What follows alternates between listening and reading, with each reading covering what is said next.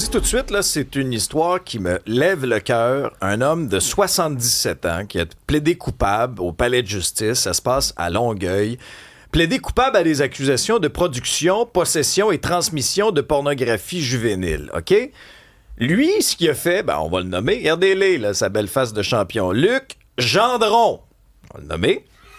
Merci. Lui, là, il envoyait de l'argent à une mère. Et ça aussi, ça va faire partie d'un volet d'une de mes sous-questions. Là. Mais il envoyait de l'argent à une mère en échange de photos de son fils nu. OK? Et puis là, une chance que le père de l'enfant est arrivé et qu'il est intervenu. Maître François-David Bernier est avocat et analyste judiciaire. Bonjour, Maître Bernier. Bonjour. C'est extrêmement sordide comme histoire. Là. C'est sordide. On ne peut pas croire que ça existe. Un crime insidieux qui se fait en cachette. Et tu sais, c'est pas pour rien, Alexandre.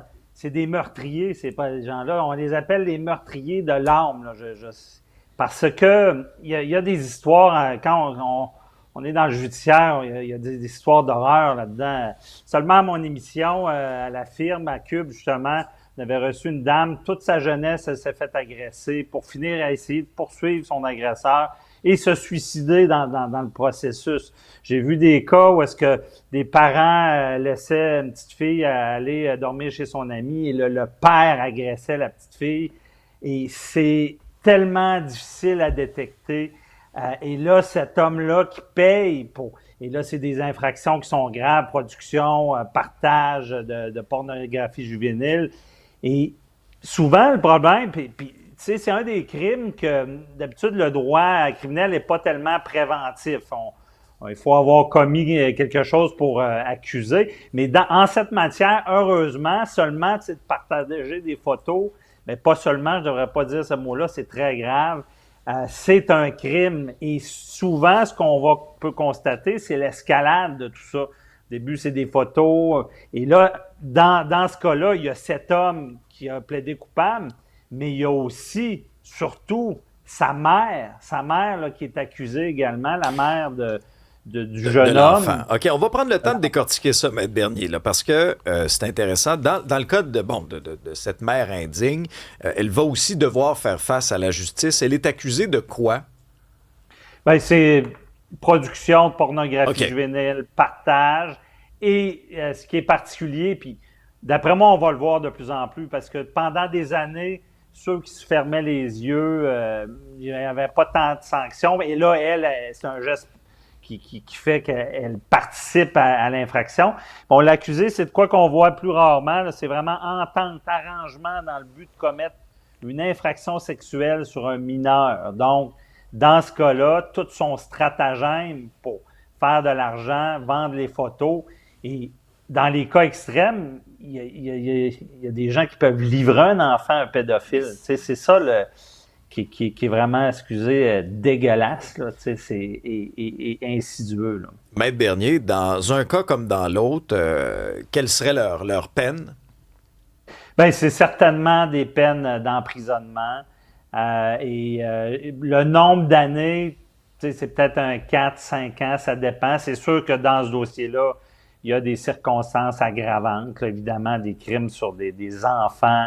Dans le cas de la mère, qui est un parent qui a le devoir de protéger son enfant, qui livre son enfant à un pédophile, c'est certain que c'est aggravant.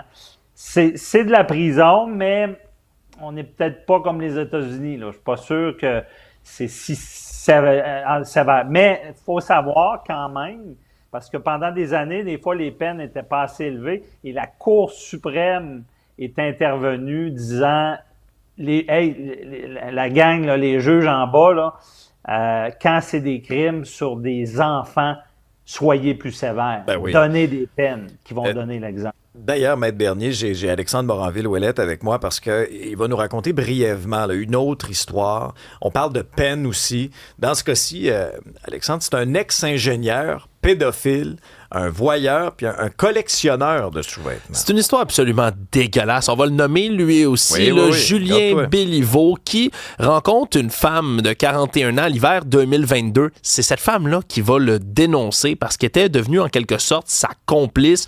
Lui était un déviant sexuel avoué, lui avait dit « Moi, je vais juste être avec une femme qui peut assouvir tout ça. » Elle devait jouer le rôle, par exemple, d'une fillette en couche lorsqu'ils avaient des rapports sexuels entre eux. Après ça, il donnait des missions, filmer des femmes qui urinaient à son bureau à elle, voler des sous-vêtements de d'autres femmes ou encore mettre son propre sperme dans une bouteille d'eau dans le frigo du travail de sa conjointe pour que les collègues en question aillent boire la chose. Non, c'est dégueulasse. Il mettait des caméras dans les salles de bain pour filmer tout ça. Il incitait sa conjointe à venir dans un groupe de pédopornographie, parlait de vouloir droguer une enfant.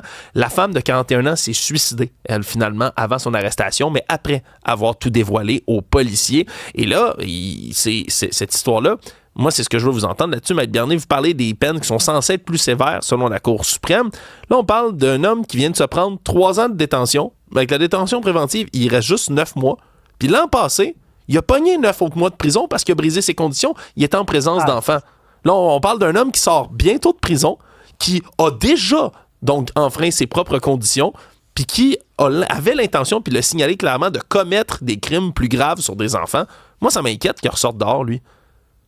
Ben, moi aussi, puis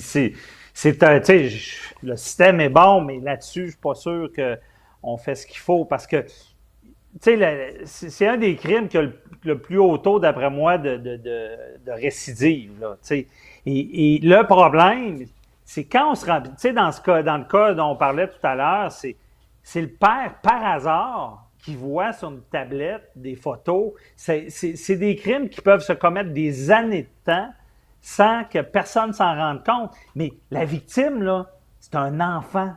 Et ça brise leur vie. Et là, souvent, je pense que c'est ça. Moi, je suis d'accord avec la Cour suprême. Il y a lieu de mettre quand on parle d'un enfant, là, ça doit être sévère, montrer l'exemple. Et est-ce que légalement, on a l'obligation de dénoncer, Maître Bernier? Ça, là, c'est un autre dossier parce que la loi sur la protection de la jeunesse oblige toute personne qui est témoin de maltraitance ou d'abus sexuels, c'est obligatoire. Oui, on a le devoir. Mais moi, j'ai analysé beaucoup d'histoires où est-ce qu'il y avait des gens qui voyaient et qui parlaient pas. Ah ouais. Puis on voyait pas beaucoup d'accusations parce que pour moi, c'est de la négligence criminelle. La négligence criminelle, c'est de faire de quoi dans le sens qu'on est obligé de faire, puis on fait rien selon la loi. Et je pense que ça va évoluer là, parce qu'il n'y a pas eu beaucoup d'accusations, d'après moi, pour ceux qui voient les crimes. Dans ce cas-là, heureusement, la mère, elle assiste à ça, mais en plus, ce geste positif-là de faire participer, de faciliter. C'est comme l'histoire, le parent qui ne fait rien, mais qui débarre la porte pour que l'agresseur rentre, le pédophile. C'est un crime, d'après moi, c'est tout aussi grave que celui qui commet le geste avec des personnes qui doivent protéger l'enfant. C'est ce qui est grave. Là. Dans les réactions sur la messagerie, on a plusieurs. Stéphane, Mike, qui trouve ça dégueu et qui pense au documentaire Maternal Instinct, entre autres, mais il y en a qui se demandent dans ces cas-là, est-ce que l'enfant pourrait à tout jamais rompre le lien avec la mère? Est-ce qu'on est obligé de garder ce lien-là, comme on a souvent vu dans les cas de négligence? Non. Quand c'est des...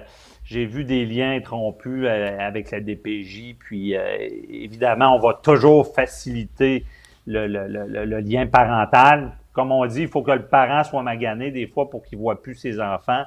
Mais dans des cas comme ça, il y a des chances que ça pourrait être le cas, là, que la mère n'ait plus de garde. Là. Il y a un risque trop élevé. Ouais. Merci beaucoup, Maître Bernier. Un plaisir. Bonne journée.